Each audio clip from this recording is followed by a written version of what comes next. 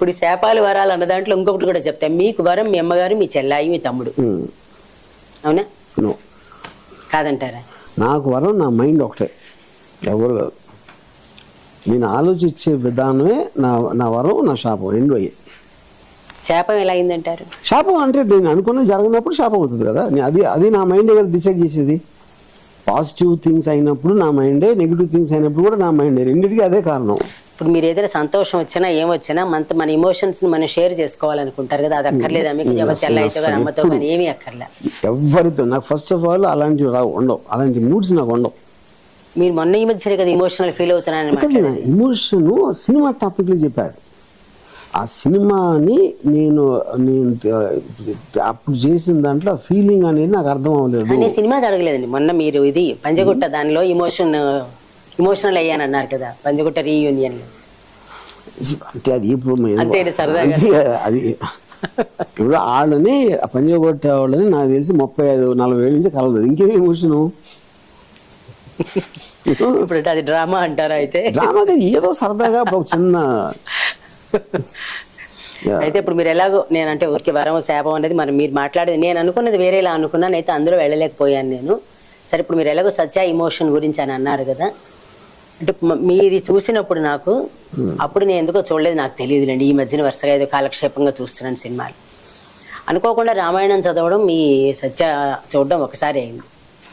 మీ దాంట్లో ఒక సీన్లో బుల్లెట్ పేల్చేటప్పుడు ఆ మనిషిని కానీ మీరు అవతల వ్యక్తిని కానీ బ్లడ్ కానీ ఏం చూపించాల, ఈ ఫేస్ ఫీలింగ్ చూపించారు, ఎట్లా భయపడతారు. అనుకోకుండా రామాయణంలో కూడా అదే సీన్ వచ్చింది, రాముడు మొహంలో కూడా అలాగే చేసేటప్పుడు ఈ ఫీలింగ్ వచ్చింది అని. సరే, అది కోయిన్సైడ్, మీరు చదివి చేశారని నేను అన్నాను. కానీ ఇప్పుడు తీయబోయే సినిమాని కూడా అంత ఇమోషనల్గా అంతగా చేస్తానంటున్నారు కదా. చేస్తాను కదండి, అంటే మీరు అన్నారు కదా, అది చెప్తున్నా. ప్రతి సినిమా వేరువేరుగా ఉంటుంది, అన్నీ ఒకేలాగా ఉంటాయి. ఇప్పుడు బుక్స్ ఉన్నాయనుకోండి, మీరు బుక్ షాప్కి వెళ్తే 1000 పుస్తకాలు ఉంటాయి వేరే వేరే, ప్రతి దానికి వేరే జానర్ ఉంటుంది. అది కామిక్ బుక్స్ ఉంటాయి, నవల్స్ ఉండొచ్చు, కొంచెం లిటరీ వాల్యూ ఉన్న ఇది ఉండొచ్చు, సెటైర్స్ ఉండొచ్చు, అలాంటి అన్నీ ఉంటాయి. సినిమాల్లో కూడా అన్ని రకాలు ఉంటాయి. అదే నాకు సత్య అనిపించింది ఏంటంటే, ఆ సినిమాలో ఉన్న క్యారెక్టర్స్కి ఇచ్చిన ఎమోషనల్ రెస్పెక్ట్ నేను ఎప్పుడూ ఇవ్వలేదు అని ఫీలింగ్ వచ్చింది. అదే నేను చెప్పింది. అది ఒక్కొక్క క్యారెక్టర్ అంతం అవటం కాదు, వాళ్ళు అంటే వాళ్ళని ఎంత రియలిస్టిక్ గా నేను చూపించగలిగాను అనేది అది. అదే అందుకని అట్లాగే ఇప్పుడు నేను అనేది అదే సినిమా తీస్తారని అనటల్లా, అది ఎలా ఫీల్ అయ్యామో అలా ఉండేలాగా తీస్తానని అన్నారు కదా. తీస్తానని ట్రై చేస్తాను.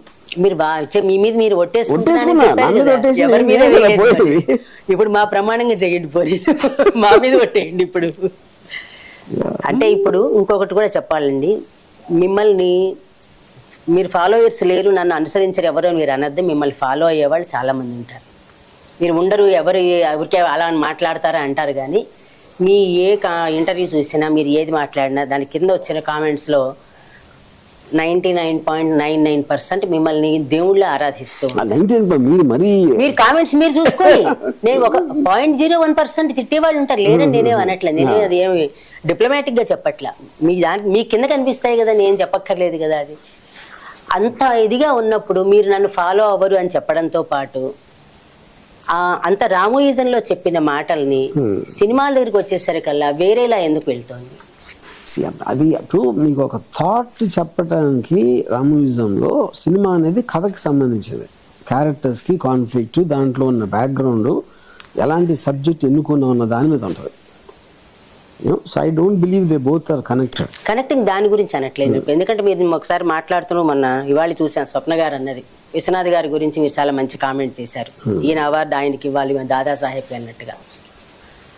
అట్లాగా మళ్ళీ రాముడు మంచి బాలుడు అనిపించుకునే లాంటి సినిమా కోసం సిండికేట్ చూడొచ్చా మేము? అలాగా అది సిండికేట్ అయినప్పుడు తెలిసింది, ఏదన్నా ఎక్స్పెక్ట్ చేయొద్దంటారు ఇది చూసిన తర్వాత. అది వాళ్ళ ఇష్టం.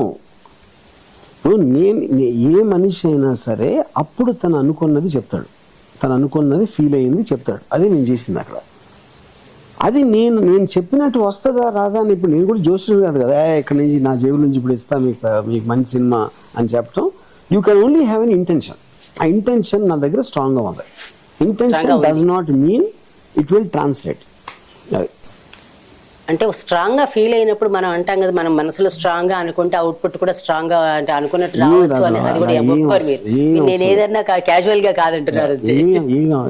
ఏది ఉండదు, పట్టుదలతో ఉంటే అవుతుంది కదండి ఏదైనా. పట్టుదల చాలా మంది ఉంటుంది, అవ్వదు కదా అన్ని. ఎంతో మంది పట్టుదలతో చేస్తూ ఉంటారు, అన్నీ వర్కౌట్ అవ్వవు కదా. 5-6 సంవత్సరాలు కష్టపడి తీసిన సినిమా కూడా ఫ్లాప్ అయినవి ఉన్నాయి. అది పాయింట్ కాదు. ఏదో ఇండస్ట్రీ పెడతారు, ఎంతో ఆలోచించి అది చేసి అది వర్కౌట్ అవ్వదు. ఎవరు ఇండస్ట్రీ ఎందుకు పెడతారు? వర్కౌట్ అవ్వకూడదని ఎవరైనా చేస్తారా? ఆబ్వియస్లీ బెస్ట్ మీరు ఎఫర్ట్ పెట్టగలుగుతారు, మీకు ఇంటెన్షన్ ఉండొచ్చు, రిజల్ట్ మీకు సంబంధమే ఉండదు. రిజల్ట్ ఎవరికి సంబంధం లేదు కానీ అవుట్పుట్ రావాలని చూసి చేస్తారనుకో, దాంట్లో అగ్రీ అవుతాం. నేను అదే అంటున్నాను.